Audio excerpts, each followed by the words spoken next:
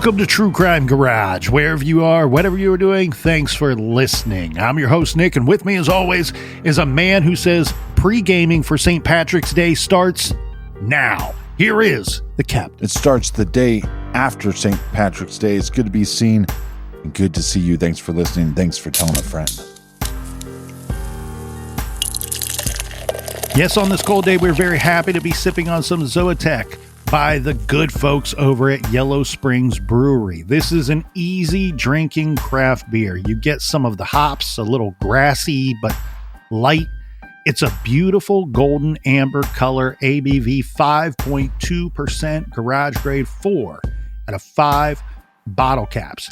And let's give some thanks and praise to these good garage folks right here. First up, a shout out to Camille in Battleground, Washington, who says she's been listening to the garage since 2017. So thank you, Camille. And a big thank you to my man, Matt W. out in Colorado, who has helped big time with the beer fund and the Porch Light Project with some generous donations over the last year. We want to say thank you to everyone who helped the garage with the Keeping Our Girls Safe campaign for the month of February. It was very successful. It was a successful effort. We will have more information on that for all of you later this month. If you contributed, look for your shout out email coming soon. And again, we thank you. Yeah, BWERUN, beer run. For everything true crime, check out truecrimegarage.com and sign up on the mailing list. And Colonel, that's enough of the business. All right, everybody, gather around, grab a chair, grab a beer. Let's talk some true crime.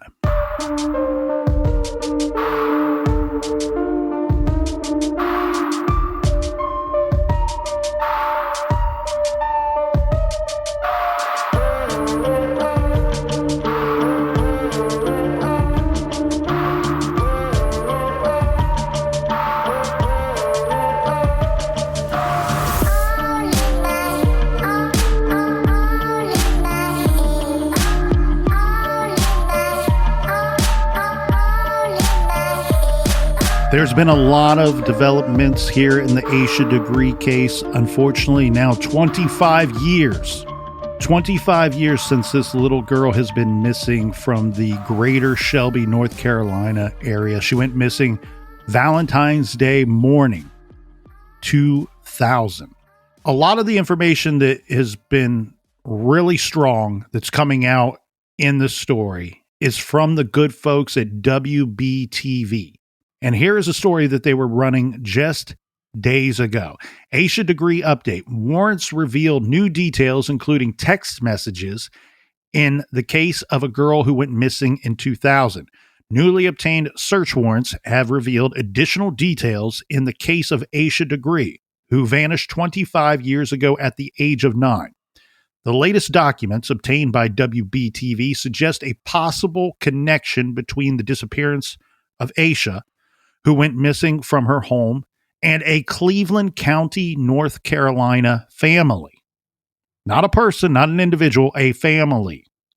In September, the FBI executed multiple search warrants and identified Roy Dedmon, D-E-D-M-O-N, Dedmon, and his family as individuals or persons of interest. The warrant named Dedmon and his wife Connie and their 3 daughters as persons of interest. Very bizarre. Very bizarre. The daughters' names they're all married now. So we have a change in last name. So Anna Lee Dedmon Ramirez, Lizzie Dedmon Foster, and Sarah Dedmon Capel. I'm guessing these girls were roughly around Asha's age at the time she went missing. Yes and no. They were all older than Asha. And authorities also stated that at the time, so this is where this story, again, it's 25 years later. I understand there's little reason to believe that we're going to find Asha alive and well. But this is that kick to the stomach again. When you read these stories, this line right here, authorities also stated at the time that they believe Asha Degree was killed that these girls. So if any of these daughters had involvement in her disappearance or whatever happened to Asha, Right. they're sort of saying here that because of their ages at the time, they believe that at least one of the daughters would have had to have had some kind of assistance or help because she would have been quite young at the time. And we're going to go through this information and it will start to make sense as we delve into it. Now, we should state right out the gate here that the Dedman family has denied any and all involvement in the case. Of course they have. Well, they may have nothing to do with the case. We don't know, but we're going to review the evidence. We'll take a look at it and see what it might mean. But this is to show everybody that the investigation is continuing and they are uncovering evidence and new evidence. And I think that they're going to uncover even more here, hopefully soon. So last year in September, there was a search warrant that was issued, actually several search warrants that were issued, because Roy Lee Dedman is pretty successful and him and his wife own several properties. So when they went to go get a search warrant, Captain, they actually got search warrants for multiple properties so they could search as many as possible.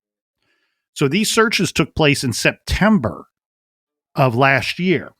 Now, we should note here that today, Roy Lee Dedman is 80 years of age. And I believe his wife is the same age. So he would have been 55 at the time. Correct. We have his attorney or the family's attorney. His name is David Teddy, who is on the record and has spoken openly to the media regarding these searches. So he's been talking to the media since September of last year. Attorney Teddy says in a statement that my clients have been interviewed by law enforcement and authorities. They have denied any involvement in the disappearance of Asha Degree. The attorney says at a news conference, telling reporters that he has reviewed the search warrant for the Dedman's property, and he wanted to address any and all false rumors that were being spread about his client. We should remind everybody here, as of this recording, no criminal charges have been filed against anybody. Nobody has been arrested regarding the case of Asha Degree. We should also say, too, because this was the large speculation that was coming out right out the gate in September. The story that was coming out that everybody was kind of regurgitating on social media and on the internet was this, that there was a deathbed confession and that remains were found on a property in Shelby, North Carolina. We can confirm for you, per a statement from the FBI, that no remains were found during the execution of these search warrants. Right. We can also confirm for you that there was no deathbed confession and there was nobody that passed away close to the Dedmans or in the Dedman family in September of last year. The attorney goes on to say, if you read the search warrant affidavits, it may be more clear to you why there was a search. So this particular property, one of the properties is 621 Cherryville Road and some other locations. And He goes on to say, quote, I think there will also be information in that search warrant that sadly will link a person to the circumstances of Asha's disappearance that is no longer living. Not saying that the person that was named in the search warrant had anything to do with their disappearance. Again, these are his words. But it is very possible that that person who is no longer here has the answer as to what happened to Asha. That all according to the attorney. So what we would like to do, and I would like to review the search warrant information first, because we have a couple of things to get to here in regard to where this investigation may be heading and where the evidence in the investigation may lead us as we continue on the search for Asha Degree 25 years later. Well, with a case that has so many questions, it's fascinating to feel that the dominoes are falling, and at any time we could get answers to this case and to what happened and to all these questions that this case lends itself to have. The search warrant information that I could find here, Captain, there were two that are available, and they are, one is 7 pages long, one is, I believe, 9 pages long, but it's not necessary to review everything here on this show. What we're going to get is into the meat and potatoes of it, if you will. The first page or two is just pretty textbook stuff and information that you would expect to find in a application for a search warrant. Where it gets interesting is on page 3 of one of the warrants. It states, it goes through a very brief description of when Asha went missing. So a paragraph roughly about February 14th, 2000. But within that paragraph, Captain, it includes that it says that she was seen by drivers walking along North Carolina Highway 18 in Shelby, North Carolina. Asha Degree was seen being pulled into a 1970s green Lincoln or Thunderbird or another similar vehicle. Asha Degree has not been seen since that time. Then they go on to say, in August of 2001, evidence belonging to Asha Degree was located in Burke County, North Carolina, on the side of Highway 18, approximately, the warrant says 21 miles north of where Asha Degree was last seen. A construction crew working in the area located the evidence and turned it over to Cleveland County Sheriff's Office. So those were the items that we discussed in part 1 of this week's coverage. Numerous items, they state, of evidence were collected from the area, some having been identified as belonging to Asha Degree and other items not belonging to Asha Degree. Various items of evidence were sent for analysis. 2 of those items returned evidentiary results. Genealogy data narrowed the samples down to 2 individuals. So they found genetic material of 2 individuals that are not Asha Degree on some of the items that were found back in 2001. Right, that makes sense. And it states 1 sample belonged to a Russell Bradley Underhill, right? He's not part of the Dedman family. We'll get into him in a little bit. Right. Another sample belonged to a hereditary family member of suspects, Roy Dedman and Connie Dedman. Investigators determined Russell Bradley Underhill lived in at least one facility operated by Roy Lee Dedman and Connie Dedman during the time Asha Degree was reported as a missing person. Russell Bradley Underhill was discovered deceased in Lincoln County in 2004. Okay, so we talked about how Roy and Connie own several properties. Some of these properties are medical type facilities for older persons, the elderly, rehabilitation centers and such.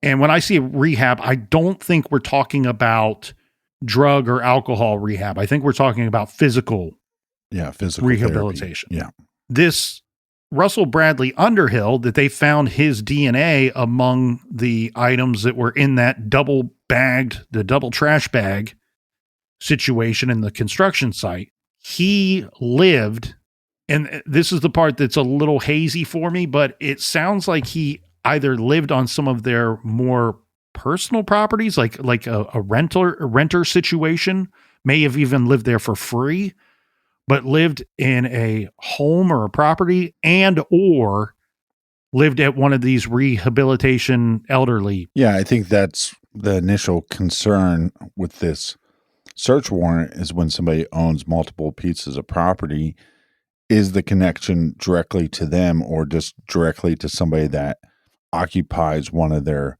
facilities. Well, and you can hear from what we said earlier regarding the family's attorney.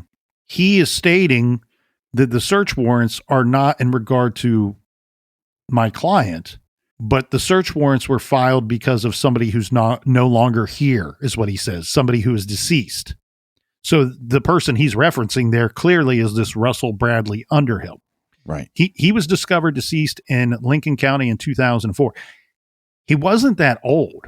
A little background on him. I think he passed away in his mid 50s, and it's stated that he had a lot of issues. He was a Vietnam vet, or I shouldn't say Vietnam vet. He was an Army vet. It's reported that he had an alcohol or substance abuse problem Right. at the time of his death. They don't give a cause of death for him. He was found basically slumped over on a couch in his dwelling. And he had last been seen approximately 2 days prior before he passed away. And we'll get into him with some more information as we go. But that's the deceased person that the attorney is referencing. Now, some more information about the Dedman family. Roy and Connie share 3 children in common, identified as Lizzie Grace Dedman, who now has the last name Foster, Sarah Gwen Dedman, with the last name Capel, and Anna Lee Victoria Dedman, who now has the last name Ramirez. So I'm going to quit saying all 4 of their names and just shorten it as we go through. Please do. Thank you.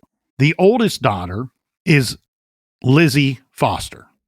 She lives in Texas. The middle daughter is Sarah Capel. She still lives in North Carolina. The youngest daughter is this Anna Lee Ramirez, who also lives in North Carolina. Laboratory analysis of collected DNA samples indicate that the likelihood that so they found a hair sample, that the hair sample that they found, the hair evidence that they found from Asha Degree's undershirt, which was recovered at this construction site, is genetically identical to the DNA collected from the Anna Lee Ramirez, the very youngest daughter. In February of 2000, when Asha went missing, Lizzie, the oldest, was 16. Sarah, the middle child, was 15. And Anna Lee, the youngest, was 13. And then they go on to state in this search warrant that due to the ages of Roy and Connie's 3 daughters in the year of 2000, investigators believe adult assistance from Roy and Connie would have been necessary in the execution and or concealment of the crime. Suspects Roy and spouse Connie currently reside in separate residences from one another. Roy and Connie are the 2 common links between the profiles of Russell Bradley Underhill, the deceased man, and Anna Lee Ramirez. This is how this kind of plays out. The DNA that they got from this Russell Underhill was from the trash bag. They don't tell us what kind of DNA it was. It's possible that it was just simply touch DNA. We know that that is something that you can collect from an item or material that is similar to a trash bag. But the DNA that they found of Anna Lee Ramirez is a hair that was in Asha's undershirt, one of the articles of clothing that was found in the backpack. I have so many questions, but I'm holding back because I feel like you're going to get to the answers. Why don't you hit me with a question or two here? Because part of what's interesting is not only is this search warrant for items like we would typically see, but they went a step further. I think they asked them to submit DNA. Now, we do know that a DNA buccal swab was collected from Roy. I don't know if we have like a 23andMe or Ancestry.com or one of those websites that provided the Anna Lee Ramirez DNA. This same document states that a buccal swab was collected from Roy on September 10th. The statements where they're saying that they have already connected Anna Lee Ramirez by DNA to Asha's undershirt, that document was filed the day before on September 9th. So that indicates to me that they already had her DNA somehow, some way, and it doesn't appear to be that they obtained it using a search warrant. So they're calling this family suspects, and that's not something that's not a term that they throw around lightly.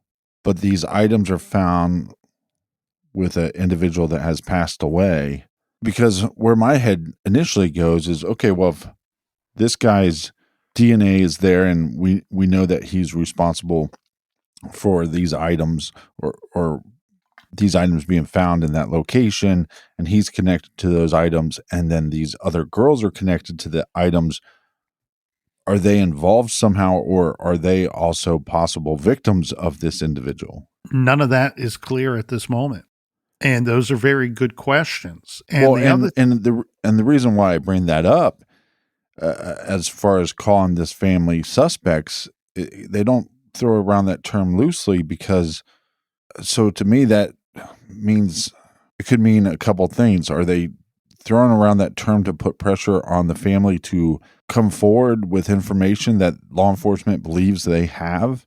Or is it that they actually think they're involved somehow? Well, with this evidence, you go where the evidence leads you, and this evidence tells you they have information, or that they should have some kind of information, because you have evidence that they either handled these items, so they were in direct contact with them, or right, somehow this evidence makes its way. And look, I'm pointing this out because one of the persons we're talking about here was 13 at the time that Asha went missing. We should point out, too, would have been 14 at the time that this evidence was found. We don't know. I don't think that anybody can say with any good level of certainty when those trash bags were placed where they were found. But we usually don't see 13-year-old girls being wrapped up in a murder case. And we have seen in the past and reviewed other cases where there's a physical breadcrumb trail from victim to an individual, because maybe a victim was in the same car as this individual had been at one time. There are any number of reasons. right. The other thing, what's strange to me, and not strange in the way that they've not released the information, just strange that I want to know more, is we know where they got the girl's DNA from. It was from a hair, right? They pulled it off of the stem of a hair that was found on the undershirt. What is not clear, we're told that they found Russell Underhill's DNA on the trash bag, but we don't know what was that: blood, saliva, semen, or just simply touch DNA. I'm guessing, I have to guess here, because touch DNA is very delicate. Oftentimes it's quite delicate. And we talked about the trash bags, it was double bagged. I'm thinking that means that they found the Russell Underhill's DNA on the bag inside of the other bag. That the second trash bag preserved his DNA. And then you go, well, what in the hell? This is 23 years after they found this evidence. But touch DNA is becoming something that is more used today, because back then the technology on it was dicey. It wasn't something that you saw being used in 2001 and 2 and 3 a lot. This may be DNA evidence that they just pulled relatively recently. But what have we seen throughout the course of this investigation? They've had information that they know about, they've held on to, they've kept it under wraps, and they've continued to quietly investigate the case with their new evidence before they release it to the public. So right. They could have been sitting on this in 2020, 2021, 22, and working it before we find out about this last September. And because he was already deceased, that allowed them to feel comfortable working it. They likely had, I don't know. I'm trying to make heads or tails of this, but they have 2 DNA profiles. It would seem that the hair would be the easiest to get. And now we're learning all of this information. Here's a quick rundown of what I was able to find about Russell Bradley Underhill. He's a white male. He was never married. He passed away at the age of 54. He was born in 1950 in Connecticut. Passed away or resided in Lincolnton, North Carolina. That's oddly enough the same location. It's very close to Shelby. This is where Asha's mother had worked at one time. She worked in the town of Lincolnton. He had a 12th grade education. The autopsy findings of his death are not considered in determining cause of death. So he resided at a hospital at some point during his life. Right. And he died, they believe, December 27th, 2004. And as I said, They don't seem to know exactly how he died, but it appears to be natural causes. I did say something about Vietnam vet or being a veteran at one time. I want to walk that back a little bit here, Captain. That was something that I believe that I uncovered in my research on him, but I'm now looking at my notes. That is not indicated in my notes here. But his age puts him in the same age range as the father of this family. Roughly, yes. So he would be a few years younger than the father. Right. So then you wonder if there's a connection other than just, is he a renter or is he a resident at one of their locations that they owned? Or was it something more? Was he a family friend? Was he a friend of the father's or friend of the mother's? Well, from my understanding, it's been reported that he lived in more than one location that has ties to Roy Dedman or is owned by Roy Dedman. And we haven't even got to the vehicle that was seized from one of the properties back in September of 2024.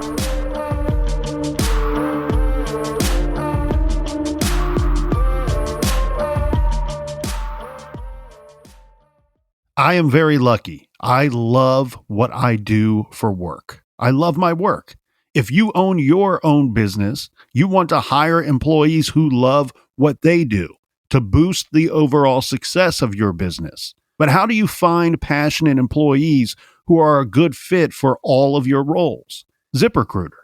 ZipRecruiter is the hiring site employers prefer the most based on G2. ZipRecruiter's powerful matching technology works fast to find top talent, so you don't waste time or money. See a candidate who'd be perfect for your job? You can use ZipRecruiter's pre-written invite to apply message to personally reach out to your favorite candidates. Hire experienced people who are excited about what they do with ZipRecruiter. 4 out of 5 employers who post on ZipRecruiter get a quality candidate within the first day. See for yourself. Go to this exclusive web address to try ZipRecruiter for free. ZipRecruiter.com/garage. Again, that's ZipRecruiter.com/garage. ZipRecruiter, the smartest way to hire. Is your child struggling with a specific subject or need help with homework? IXL Learning is an online learning program for kids. It covers math, language arts, science, and social studies. If your child is struggling, this is the smartest investment you can make. A single hour of tutoring costs more than a month of IXL. One subscription gets you everything. IXL is used in 96 of the top 100 school districts in the U.S. IXL is comprehensive K through 12 curriculum, and it's trusted by educators and parents, including educators and parents that I know. I have friends that use IXL during the summer months to keep their kids on track or to get ahead. It's immersive learning. 1 in 4 students use IXL for academic help and enrichment. Empower your kid today with IXL. Make an impact on your child's learning. Get IXL now. And True Crime Garage listeners can get an exclusive 20% off IXL membership when they sign up today at IXL.com/garage. Visit IXL.com/garage to get the most effective learning program out there at the best price. You know what they say, the most important part of your spring cleaning routine is your sock drawer. Yep, you heard that right. It's time to ditch any mismatched, tired pairs. You know, the ones with the hole at the heel. Get rid of those and refresh your collection with some fresh Bombas. Bombas has the cushioned, arch-hugging socks that'll keep you comfy while you spruce up your house. And you know what goes great with new spring socks? Fresh white t-shirts, waterproof slides, and a few pairs of buttery soft underwear. Bomba makes all of that too. Bombas is a better sock, a better brand of socks that gives back and helps communities because one pair purchased means one pair donated. And they're my favorite kind of socks. Bombas is my favorite socks. They are my go-to. And Bombas is going international. Enjoy worldwide shipping to over 200 countries. Head over to bombas.com/garage and use code GARAGE for 20% off your first purchase. That's BOMBAS.com/garage. code GARAGE for 20% off your first purchase. Bombas.com/garage and use code GARAGE. It's always nice to keep your money where you can see it.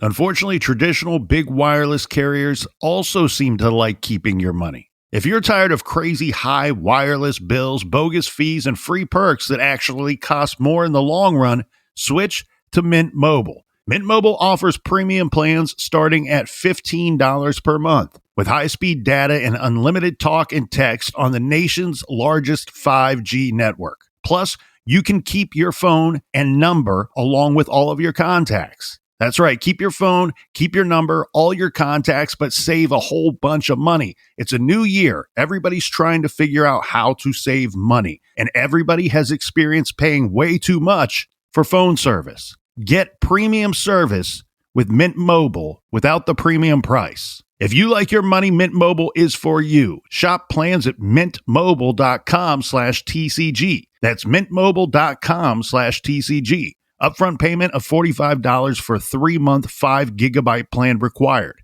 equivalent to $15 a month. New customer offer for first 3 months only. Then full price plan options available. Taxes and fees extra. See Mint Mobile for details.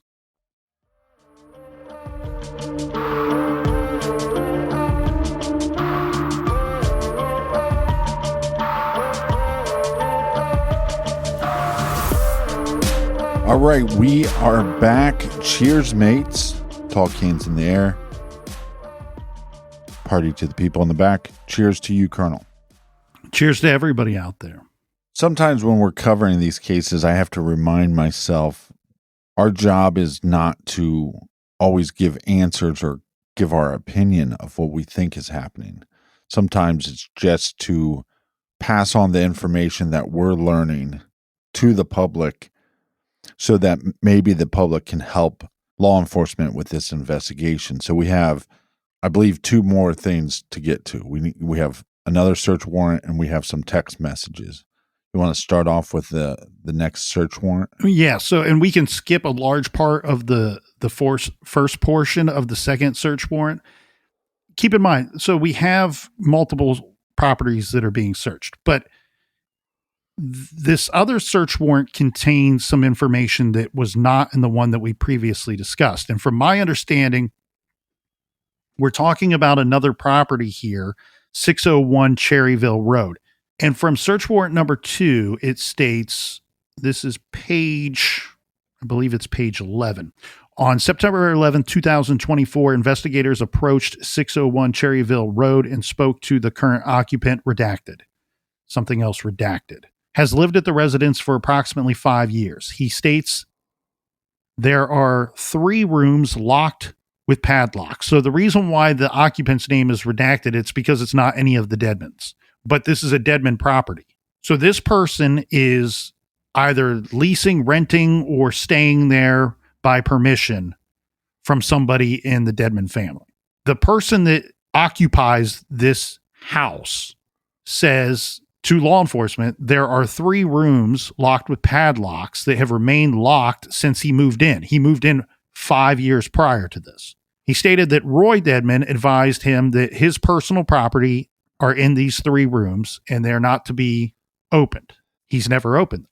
On September 10th of last year, Lori Deadman was interviewed about the case. I apologize. Laura is her name. And she says that several years ago, she saw Roy digging a chest-deep hole on the property of 601 Cherryville Road. That information's made its way to law enforcement. It sounds like it was only like a 6 to 8 inch dent in the ground that was discovered, but it's obvious that the ground was disturbed for some unknown reason. Yeah, they found a 6 to 8 inch dent in my skull. I probably could walk my backyard and find several dents in the backyard that have nothing to do with anything other than Mother Earth is our ruler, and I'm just happy to be here. The search warrant goes on to say, based on the applicant's training and experience. So who is that? The officer filing for the search warrant wants to tell the courts. This is something that's good for the lay person to know and understand as well. Something we talk about regularly here on the show. This officer is saying that based off of training and experience, this officer knows that when a crime occurs, there is often a transfer of physical evidence. The transfer of physical evidence may occur between the victim and the crime scene, the suspect and the crime scene, and or between the crime scene, the victim, and the suspect. The transfer of evidence may also occur in vehicles or modes of transportation used by a suspect to flee a crime. It is also a well-known fact that people in general keep personal effects, clothing, newspaper clippings, VHS, CDs, DVDs, memorabilia, photographs, childhood possessions, and such at their regular place or domicile.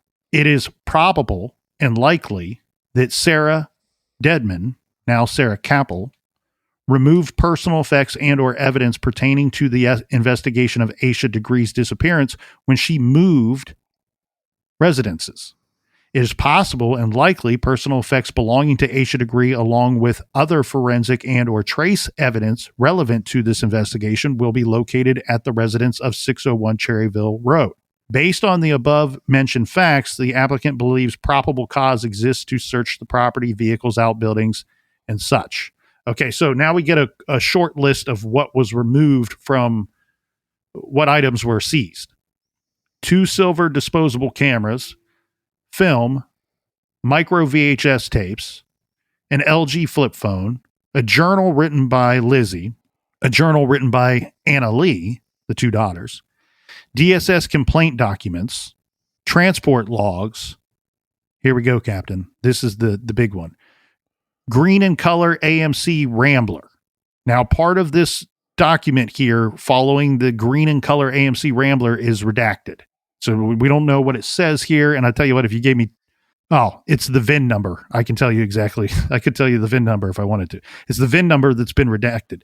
Documents containing Russell Underhill's name. So any document that contained this dude's name, they took it from the property.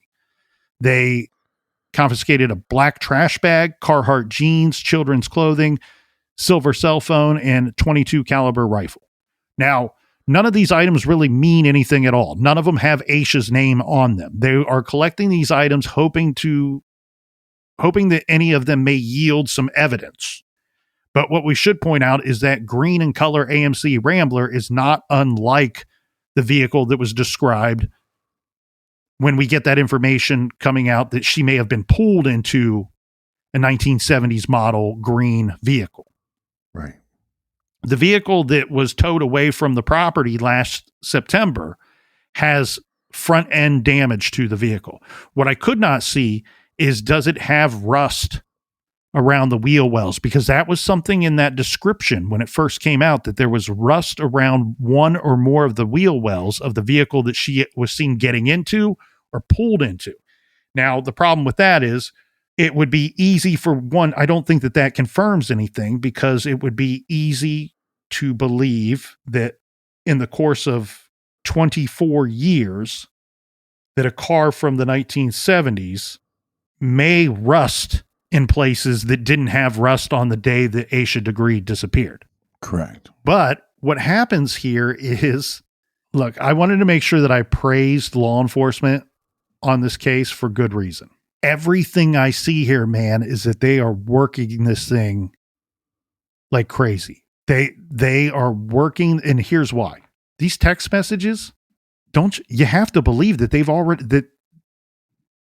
already put a trace, or that they're tracking their phones, because the text messages that we are about to review are text messages between 2 of the daughters and one of their husbands. And we'll get into every bit of it. After those search warrants were executed. Right. What do we always say? You get your suspect, or people that know the suspects and may have intimate knowledge of the crime or who's responsible, and crank that heat up to 11, baby, and see what happens. See how they sweat and see how they react. That's what they're doing. That's why they didn't hesitate to call them suspects as opposed to just... I think they're being called suspects now, but the information... I've not seen the word suspect. I've seen persons of interest, but I don't think it's a leap for us here to say that that's what they are thinking. Right. Let's start with September 10th. We know that some of the search warrants were taking place the day before, on the 9th. One of the sisters, Capel, I'll just go last name here because we got a lot to get into. Capel to Foster, one sister to the other sister, is saying they think it's our shirt. It's not her shirt. And then says her mom said it wasn't hers. Again, Capel to Foster says, I don't remember that shirt. I'm scared though. Dad is probably going to be a huge suspect. And you can really read into these texts whatever you want. Like, dad is going to be a huge suspect could mean either these daughters know something or just they're not idiots and they understand that, okay, our family's been tied to this case somehow.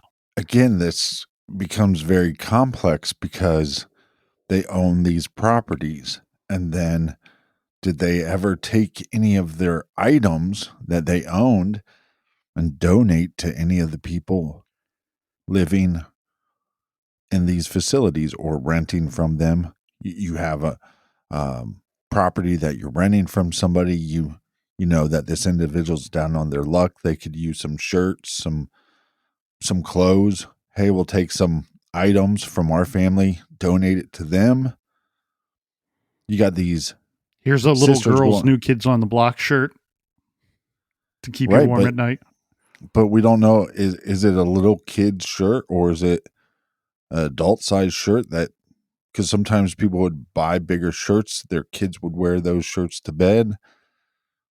All I'm saying is that there's multiple ways to look at this. And so one could go, well, these sisters are saying, I don't even remember that shirt.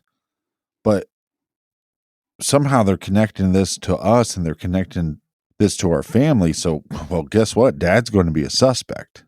I'm just trying to play devil's advocate as far as if they're innocent of any wrongdoing. Well, keep in mind, the shirt that the hair evidence was found on is not the same as the New Kids on the Block shirt. Right. The shirt that they don't remember is the New Kids on the Block shirt, not the shirt that, because they're specifically saying the mom says it wasn't hers. Well, we all know the shirt that they found the hair on it was Asha's. The New Kids on the Block shirt, I don't read too much into this whole thing about the shirt with this portion of the conversation. I wouldn't expect one of these women is about 40 years old. I wouldn't expect for her to remember a shirt from 25 years ago, whether it was hers, her sister's, or didn't belong to the family at all. Now we have one of the other sisters, this is Ramirez, to Foster, saying, Lizzie, you don't need to be talking to anyone. I'm at the lawyer's office now. They have advised us to not talk to them without representation. Now one of the sisters is talking to her ex-husband. So this is Foster to her ex-husband, says, this is going to get nothing but worse. I'm talking to my doctor at 5 to get something for my nerves. I am just so worried. I mean, it's a nightmare that's going to keep getting worse. I can see nothing good happening. So that doesn't seem good at all, because if you were innocent and your family was innocent, every member of your family was innocent of any wrongdoing, I don't think this would affect your nerves that much. We're innocent. It's no big deal. Law enforcement's going to figure this out. But if you know something bad happened, or you know your father's responsible, or you know your sister's responsible, you know there's some kind of cover-up happening, you know there was some possible accident that they then try to cover up the accident with a crime, then, hey, I need to go to the doctors, get something prescribed for the shitstorm that's coming our way.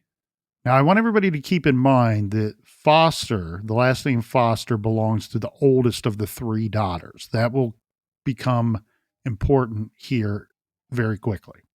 The ex-husband says to her, oh no, I hate it for you all. She replies, there is no way this is going to be okay.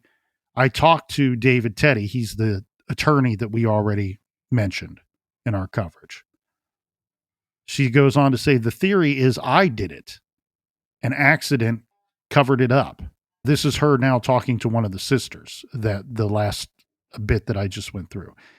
And the sister then replies, no, why would it be you? And she replies, that's what he said. He, the attorney. Foster to her ex-husband, I feel so horrible, so horrible. I don't know what to do. I caused this. That is very, you can speculate and you can look at a lot of different stuff. Right. I'll go here. You played devil's advocate a minute ago. I'll play it here. I caused this may mean that something she did has a direct result in the death of Asha Degree. It could also mean that something she did has a direct result as to why her family's being investigated. Right. Because that's what they're talking about. They're not openly talking about covering it up or what exactly happened. They just keep referencing that they're nervous about stuff. They're nervous about the current state of everything. And she's simply saying, I caused this. So we're going to keep we're going to stay neutral here. We're going to try to stay water as we go through this. Right. But doesn't it seem like their attorney is called them into the office to have a conversation of where he thinks law enforcement is going with the investigation? Yes.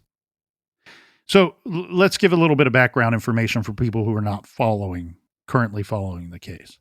Are statements out there that the oldest daughter, remember she would have been 16 roughly at the time that Asha went missing, that she used the vehicle that was towed away, that was seized in the search warrant, or a vehicle similar to that to transport persons so these would be like patients of those facilities, that sometimes she was tasked with transporting or driving persons that lived at those facilities. I don't know whether it's a doctor's appointments, dentist appointments, what have you.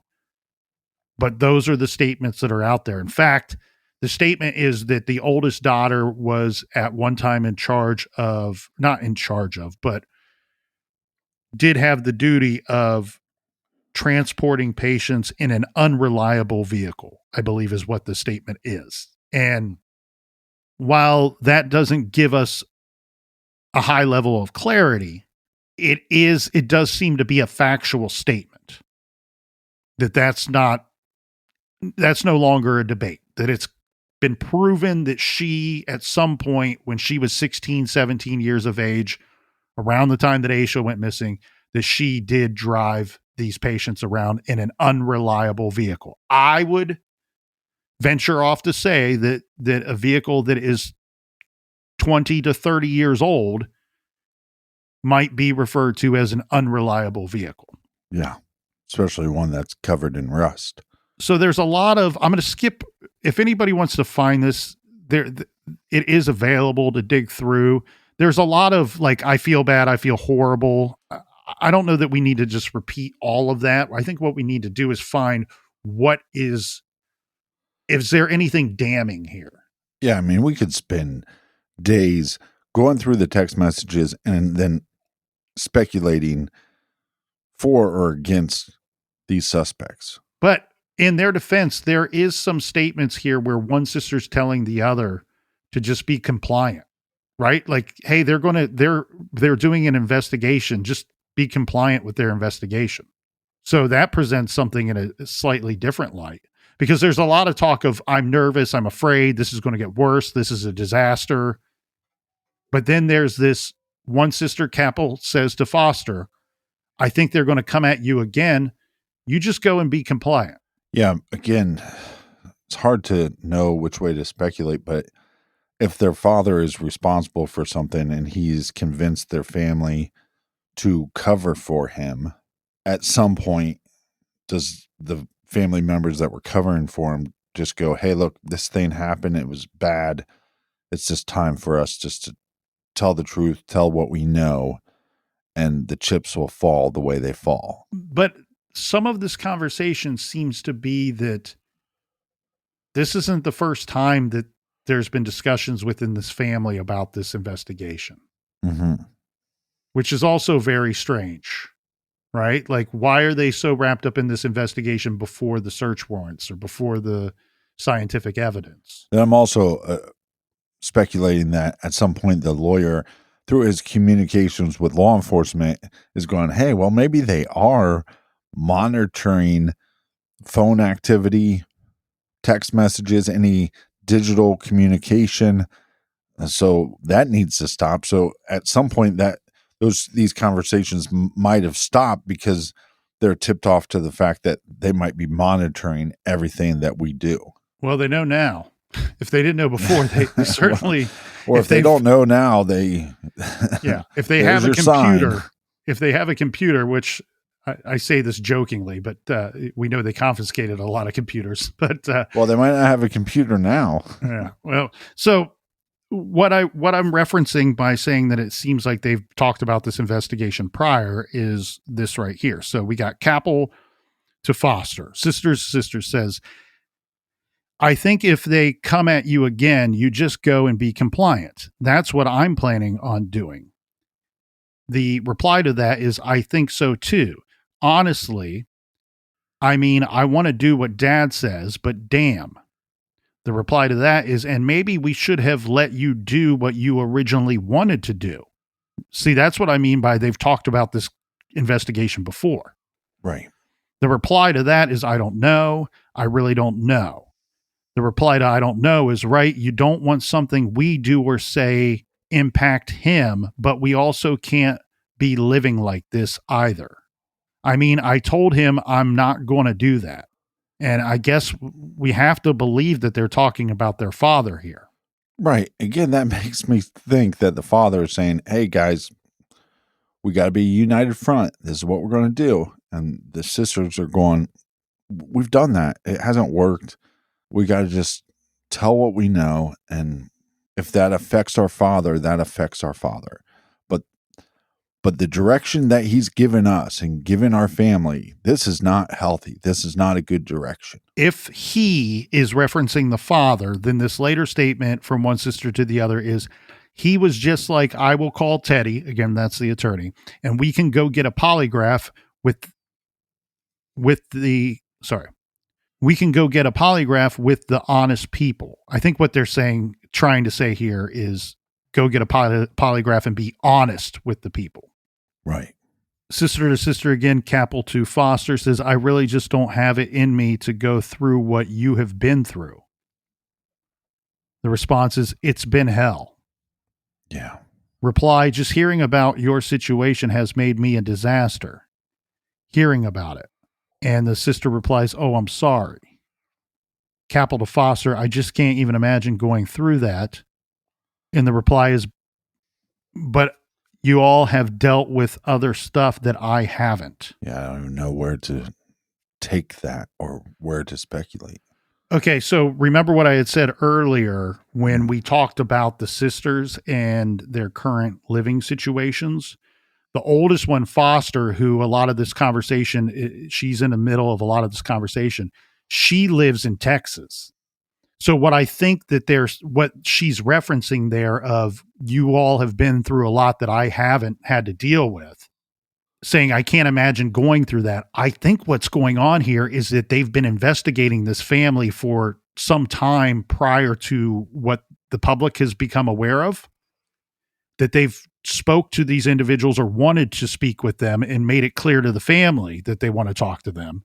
And I think that the oldest sister is saying to the other sister, you all have had to deal with a lot that I have not. And I think that's simply because she lives in Texas and is probably not being troubled by investigators because she doesn't live anywhere close to the investigation. Well, not only the investigators, but the public of the surrounding area. She's in Texas, out of sight, out of mind. People in Texas might not be following this case. But anybody in that area that knows about the Asha Degree case is talking about this, speculating about this. And now we have this family, these suspects or persons of interest, or however you want to label them. And that community is now, I bet the rumor mill is going nuts. Well, yeah. And I think the rumor mill will continue to go nuts because people are doing what we are trying to do or attempting to do and make heads or tails out of these text messages that have now been made public and wanting to go, okay, well, are these admissions of guilt? I see them, I reviewed them, and I don't think necessarily that they are. To me, it appears that it's an admission. Well, admission's not the correct word. But it's an insight for us now that these text messages have been made public, that this investigation wasn't new to Roy Dedman's family in September of last year. Right. You know what I'm saying? Like, so what I'm saying is I don't think that they showed up to serve these search warrants and the Dedman family had no idea that police were interested in talking to them. I think that there have been conversations between them and police prior to those search warrants. Now, question for you. If you're law enforcement, do you just release all the text messages to the public, let the public sift them out? Or do you think this is a situation where they're picking and choosing and maybe not, well, let's just put out enough of the text messages to imply some kind of guilt, some kind of involvement that will put a little more fuel on the fire, if you will, and then hold back the more damning text messages? That's really tough for me to speculate on because I have the same question. So what we said earlier was monitoring their phones. If in fact that's where these came from, this information comes from, what are the investigators doing? They're cranking the heat up to 11 and let's see how they sweat. Let's see how they react. The investigators may have not got to 11 yet. They might only be at 7 or 8. They may be slowly cranking and turning up the heat. And this may have been a tactic of releasing some info. Here's what the information tells me. Here's what the evidence tells me. Yeah. Somebody in this family knows something. Probably more than one person knows something. They're a little too squeamish about everything for somebody not to know something in this family. They're a little too squeamish for likely 2 or more people to not know something. Now, where I will try to sympathize is these daughters who are now under the microscope, grown women. They were still children when Asha went missing and may very well have nothing to do with the disappearance of Asha Degree. I'm not saying that they don't. I'm saying that they very well may not have anything to do with the disappearance, that they are simply roped into all this due to proximity of Russell Uphill or their father or their mother. Yeah, or it's possible that there was an accident that they're responsible for and their father decided this is the actions we're going to take to protect my daughters, and that's maybe something they didn't agree with at the time, but they went along with it because of their father. If I'm law enforcement and I'm in a room with this attorney, I'm saying, looky here, man. You think it's hot now? You think you're sweating now? I'm going to get all Richard Simmons up in this biatch, and we're going to be sweating to the oldies. So I go back to the shirt. The image that we saw, that we've all seen, I would wager a Franklin is not the actual shirt that they recovered from the backpack site. If this is as simple as 16-year-old daughter transporting somebody, Russell, in the vehicle, it's the middle of the night, it's dark, nobody expects to see somebody in the middle of the road or on the side of the road. Remember, one trucker said that one person, passerby, said that they were going to turn around. They were worried that the person would be struck by a vehicle. Yeah. What if she was? What if the damage to the front of that vehicle has something to do with somebody being struck by that vehicle? I view it, and I don't think that it doesn't look to me like somebody's. Asha was 65 pounds, according to the missing persons report that went out on the day that she was reported missing. It looks to be substantial damage to me, much more than, but then again, I've never hit a 65-pound person or any person for that matter. Well, you could also hit an individual and hit something else at the same time. Or react and hit something else afterwards. But then it also makes you question if this car was involved in a crime or an accident that led to a death. Why keep it around? Why not try to destroy it? Especially when you own multiple properties, you own land. Why keep it around? And then murderers keep guns. Murderers keep guns. Murderers keep knives. I'm not saying that Yeah, it's the smart thing to do. I'm just saying it happens. Well, but again, I don't have a good answer for it because some murderers believe keep me. souvenirs, but this wouldn't be a murder. This would be an accident. Yeah, but I don't. I'm saying that I think a Right. lot of times too, when somebody keeps a knife or a gun, it's not for the purpose of it being a souvenir. It's just because they that's a Don't decision want to they throw made. it away, right? Because they're fucking dumb. That's what it is. Sorry, there's smart people and there's dumb people. And this may just be a dumb move by somebody. Or the other thing too is, let me throw this at you. If a 16-year-old child is driving mom or dad's vehicle and hits somebody and somehow covers it up with the help of another adult who is not mom and dad, they may not have any choice in the matter of what we do with this vehicle. It's not theirs. I want to stay on the shirt for a while here because it doesn't make a whole lot of sense. Let's say, okay, police say the book was not Asha's, the shirt was not Asha's. I really think it's an oversight. I think the book was Asha's. I think it came from her school. None of these daughters went to the same school as Asha Degree. There's no connection there. If in fact somebody in this family has involvement in whatever happened to Asha Degree, you have to remove that book. It doesn't make any sense. It doesn't connect victim to anybody else. It really has more ties to the victim than anybody else. The shirt doesn't seem to have a tie to Asha Degree. It seems to have a tie to somebody else. If you accidentally hit someone or killed someone and you wanted to dispose of any evidence of that happening, why would you include a personal item of yours or an item that didn't belong to the victim?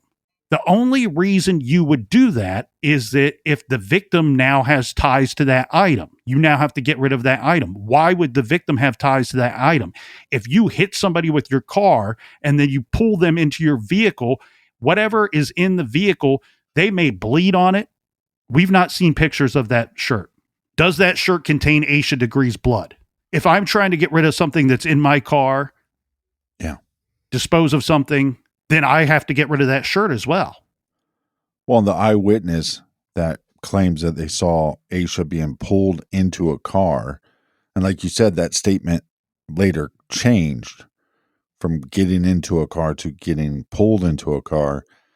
If Asha was hit by a car and somebody then took her body and was placing it into a car, that would look similar. Does that make any sense? Yeah. Oh, yeah. Again, I think we are inching our way, as said prior, to finding out exactly what happened or finding out most of what happened. It's very strange, too, here, Captain, that we still to this day have no idea who the little girl was in that wallet-sized photo. I'm starting to think that that photo just hasn't been seen by enough people. It hasn't hit the right eyes. And if Asha were to have been struck by a vehicle and this was all a big accident, that still doesn't explain why she left her house or where she was going. And I know that's a large part of this mystery and people like to hone in on it. And of course, until you figure out what was going on with that scenario, it is a part of this mystery.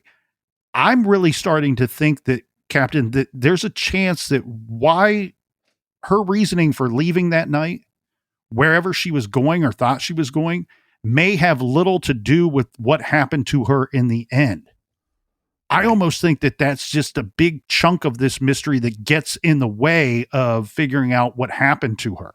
I think that a lot of people view this case and their first thoughts are, well, if I can figure out why she left or where she was going, then that will lead me to the conclusion of what happened to her or where she is now. There's a chance we do live in a world where the two actions both took place that night of her leaving and her being killed or disappearing, and they don't have any direct relation to one another other than the fact that she was out on the road that night, whether she was struck by a vehicle or pulled into a vehicle or got into a vehicle willingly. There's a chance of that. I wish that there was a nicer, better way to say this. I wish that there was a way that I could feel good wrapping up this episode, but there's not. Because we can't give the Degree family the answer that they want. The answer that they want is their daughter back. They want to see their daughter again. They want her to, even as mysterious and strange and weird as it would be, that she would be alive and well 25 years later. I don't feel good that that's going to be the outcome here. What I do think is possible is that maybe they finally get the answers and are told of what happened to her, and hopefully the little girl didn't suffer at all. This family, you can see it. You can see it. I said, don't watch those interviews. It will ruin your day. It might ruin your week. You can't unwatch them. But this family has been destroyed. They've remained close, the three of them. Her brother, O'Brien, has a daughter now that is older than Asha was the night that she disappeared.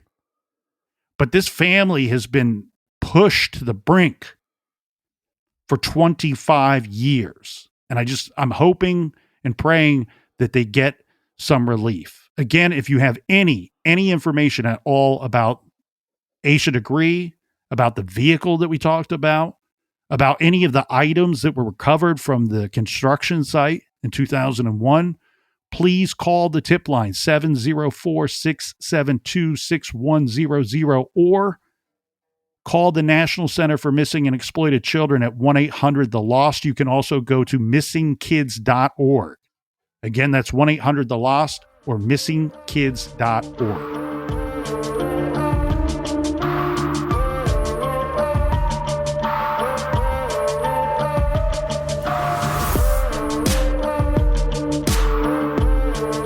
I want to thank you for joining us here in the garage each and every week. Make sure you subscribe to the podcast. And hopefully the dominoes fall very soon in this case. Colonel, do we have any recommended reading for the beautiful listeners? We're going to go with some recommended viewing for the listeners this week. Recommending watch Into the Fire, The Lost Daughter. This is on Netflix. It's a very good documentary. It's a mother discovers the daughter that she gave up for adoption. She discovers many years ago. She goes back and tries to find her daughter that she gave up for adoption.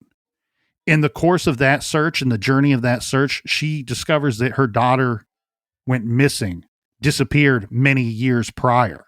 And she decided she was determined to stop at nothing to find her daughter. It's a documentary, Into the Fire, The Lost Daughter. It's directed by Ryan White and produced by Charlize Theron. You can find that recommendation and many more great recommendations on our recommended page on our website, truecrimegarage.com. And until next week, be good, be kind, and don't litter.